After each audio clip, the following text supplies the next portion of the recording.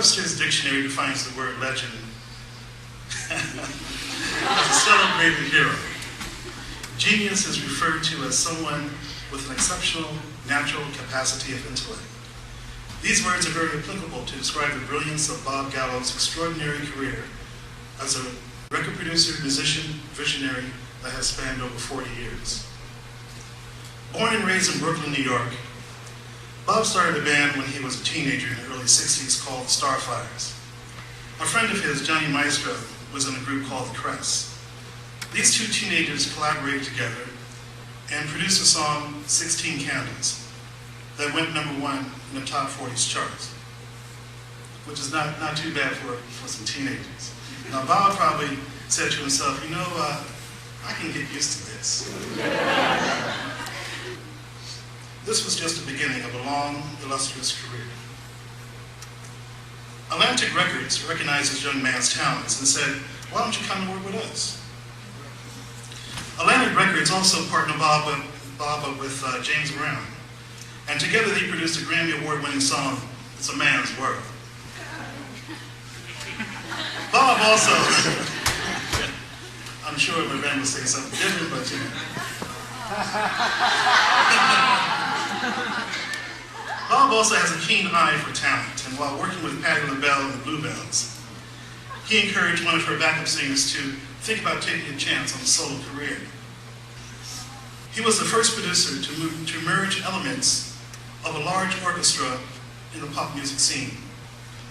Bob Gallo's life was unique not only because of his obvious gifts that he's been blessed with, but his willingness to take risks, follow his passion in creativity and excellence, and staying true to his inner faith.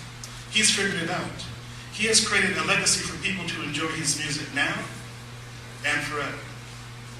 And it gives me great pleasure to present to the stage Mr. Bob Gallo.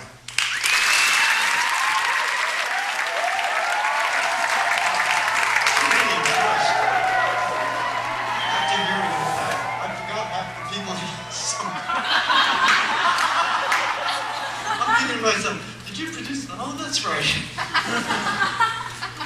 Listen, the first thing I want to do is, I want to thank George Randall for putting this shindig together. I'm just totally blown away.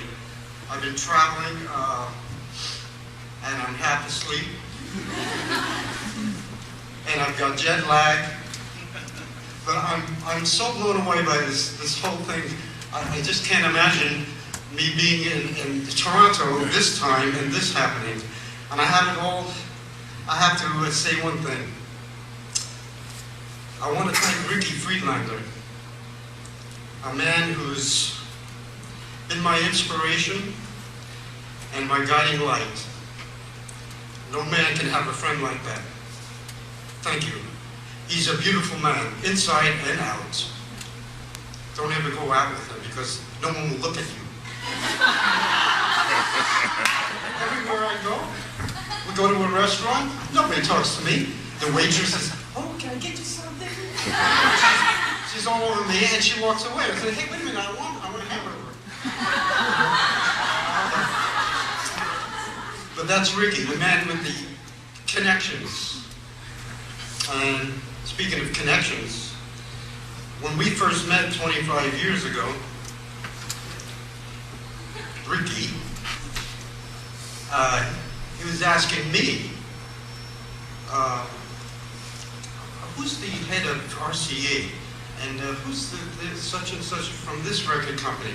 And I kept giving him names.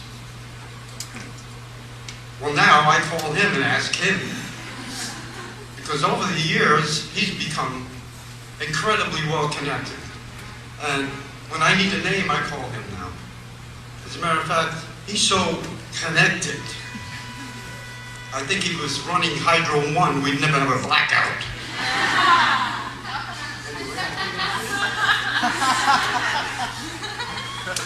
Bob, on behalf of Randolph Academy, the Board of Directors, the Advisory Board, the faculty, and of course our wonderful students, we would like to present to you this the award called the Achiever, just a small recognition for all the work that you've done all of your life before the music industry and artists. Thank you very much.